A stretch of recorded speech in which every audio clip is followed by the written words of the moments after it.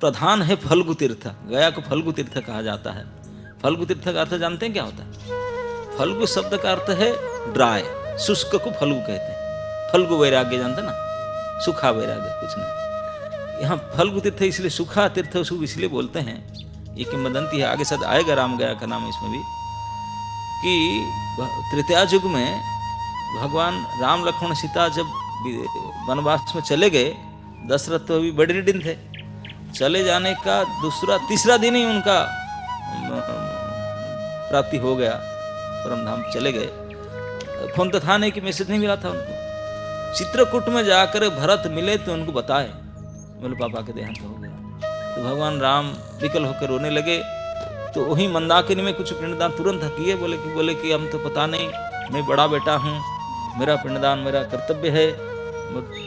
तो अभी मैं जंगल में घूमा 14 साल, अब कौन सा डेट किसी पता नहीं चलेगा, तो मैं गया में जाकर एक बार वंश फरल के लिए कर दूँ गया पिंडदान। तो गया गए वहाँ से, जो चित्रकूट में थे वहाँ से गया गए थे पिंडदान करने के लिए। गया पहुँचे, चेकबुक तो लेकर नहीं गए थे, डेबिट कार्ड लेकर नहीं गए थे, क्योंकि वनवास में थे, वस्त्र पहन कर गए थे, कुछ पर्स वगैरह कुछ लिए नहीं थे। सीता जी भी कुछ नहीं ली थी, लक्ष्मण तो वनवास वेश में गए थे। तो वहाँ पहुँचे, पहुँच करके जब पिंडदान कर पहुँचे तो वहाँ जो तीर्थ था वो नदी पानी बह रहा था, बिल्कुल झरझर पानी बह रहा था, बहुत सुंदर नदी था। नदी में स्नान के नए तीर्थ में बहुत ब्राह्मण है, बोले दशरथ नंदन आया है, प्रिंस से कल युवराज बनने वाला था, आज उनको बन जा रहा है, ये इतना बड़ा वो पिंडदान करेगा, दशरथ की बड़ी पिंड प्रसाद मिलेगा, दक्षिणा मिलेगा, इस आशा से ब्राह्मण पंडित है। ब्राह्मण को तो लगता आज भी गया में है इसमें आएगा बात, ब्राह्मण को कोई फेंक देना वो निकल जाएंगे, बोले कुछ भी फेंक दे निकल जाएंगे उसको ऐसे टपाक कर बैठ के उठाते हैं, जो मिले उसको ले ले ब्राह्मण लोग। तो बोले ब्राह्मण लाए पिंडदान के हिसाब से, सब गाय जिस पशु पक्षी सबका इच्छा हुआ हमको तो मिलेगा, बहुत कुछ बड़ा आयोजन पिंडदान करेंगे, जब राजकुमार राम स्वयं करेंगे पिंडदान बड़ा होगा, हमको मिलेगा कुछ भोजन पानी सब कुछ मिलेगा, इस आशा से आए थे। तो ब्राह्मण लोग को भगवान बोले कि कराओ। तो ब्राह्मण लोग को सामग्री लिख दी, बोले ये सब सामग्री लाना पड़ेगा, तो हम करेंगे। तो सामग्री इकट्ठा करने के लिए, सामग्री में ज़्यादातर फल मूल होता है, वनौषधि द्रव्य। तो दोनों राम और लक्ष्मण दोनों चले गए, बोले सीता जी बोले आप बैठो, हम जाकर जंगल से पास जंगल में वनौषधि द्रव्य इकट्ठा करने के लिए, श्राद्ध के लिए सामग्री लाने के लिए चले गए। और जो श्राद्ध के महेंद्र जोग जो बेला निश्चित किया गया था, इसी समय पिंडदान करना है, और जंगल में पैदल में गए थे, गाड़ी तो था नहीं, चलकर आने में दूर चले गए थे, लेट हो रहा था। और यहाँ ब्राह्मण बोलता था लेट हो रहा है, टाइम तो चला जाएगा, क्या करेंगे। सीता जी के सामने ब्राह्मण बड़ा व्यस्त हो रहे थे। सीता जी बोले एक काम कर पंडित जी, मैं करा देता हूँ, आपको बस कुछ है ही नहीं, क्या करेंगे ना, नहीं मैं करती हूँ। तो उन्होंने नदी से पानी लिए, वो बालू उठाए, किनारे से बालू उठा के बालू को गिला करके उसमें गोल गोल बालू का पिंड बनाए, बालू का बल लड्डू बनाए, रेत के लड्डू, चीनी भी नहीं डाले थे उसमें, कुछ भी नहीं, सीधा रेत है, उसमें पानी डाल करके गिला करके उसको बल जैसा बना दिए। बल बना कर बोले इसी के पिंडदान कर। ब्राह्मण बोला इसमें क्या होगा, इसे मुझे क्या मिलेगा, उसे हम भी नहीं खा सकते। गाय खड़े थे, बोले इसको कौन खाएगा, कोई राजी नहीं है। बोले लेकिन पिताजी बोले आप राजी नहीं हो रहे थे, लेकिन पिताजी को पिंडदान देना है, ससुर मेरे आने वाले हैं, उनके मुहूर्त है। तो कोई बोले हम नहीं करेंगे, बोले ठीक है आप नहीं करो तो मैं तो बना लिया, मैं दूंगा। तो सीता जी ने ये जो अपने हाथ से गिला करके बालू नदी के बालू में जो पिंड बनाए थे, तो दशरथ महाराज को ध्यान, दशरथ महाराज स्वयं प्रकट हुए, सशरीर में प्रकट होकर के अपने हाथ से सीता जी के हाथ से बालू पिंड का ग्रहण किए। ये सभी ने देखे थे, ऊपर से पेड़ था वो देखा था, वो केतकी वृक्ष देखा था, नदी देखा था, गाय देखा था, ब्राह्मण देखे थे, सब देखे थे उनके सामने, साक्षात प्रकट होकर दशरथ सीता जी के हाथ में पिंड लेकर गए, चले गए, आशीर्वाद दे करके बहू देके चले गए।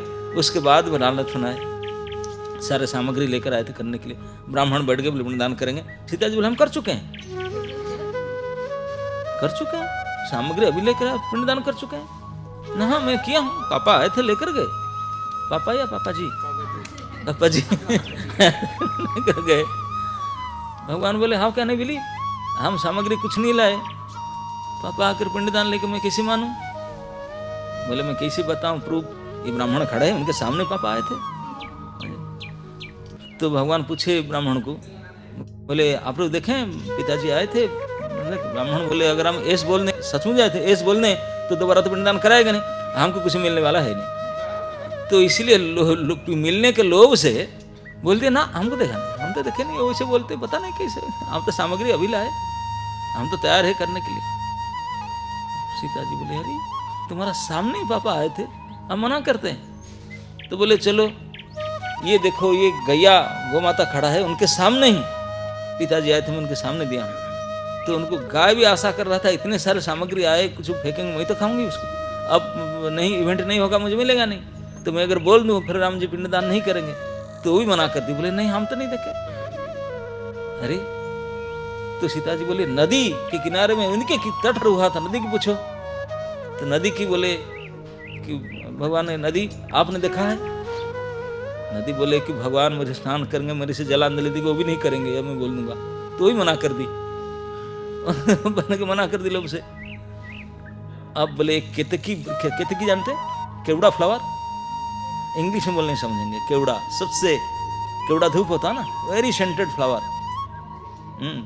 तो केतकी था, तो बोले ये उसके सामने ही आया था, पिताजी आए थे उसको पूछो, वही जो था सामने उसको पूछे। वही बोला फूल तो मैं अभी फूटा हूँ, भगवान लेकर के यूज करेंगे, लेंगे जब मैं बोल दूंगा। वही बोलता मैं नहीं देखा। जितने को सीता जी ने बोले, जितने थे प्रेजेंट सब मना कर दिए। भगवान ने आप कहने के लिए सब मना करते हैं। तो भगवान बोले चलो दोबारा मैं पिंडदान करूंगा सब बैठ करके। आप सीता जी गुस्सा हो गए, बोले अरे सभी का सामने प्रैक्टिकल भी दिया था, सब मना कर रहे हैं। तो सभी को साफ दिए सीता जी ने, जितने एक एक करके सभी को अभिशाप दिए थे।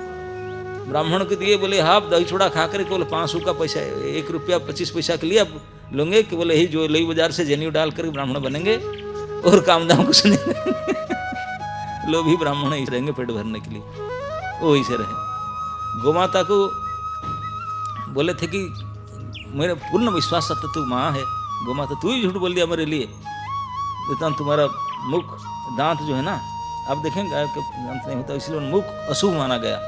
गाय के मुख अशुभ है, पीछे शुभ है।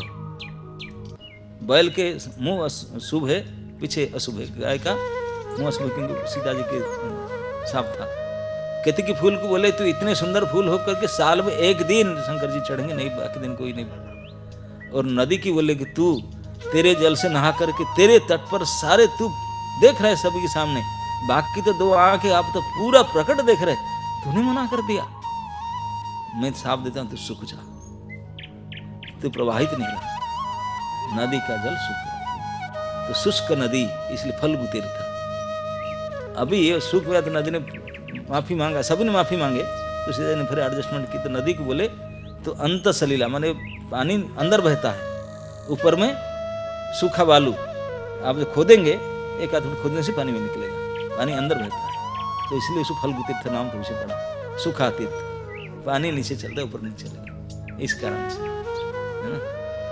तो इसी फल्गु तीर्थ में पानी तो है नहीं, तो बालू को उठाकर पिंड दिए। सीता जी ने बालू दी थी तो परंपरा बन गया, पिताजी सब बालू खाएंगे इधर सीता जी ने बालू खिला दी है ना नहीं।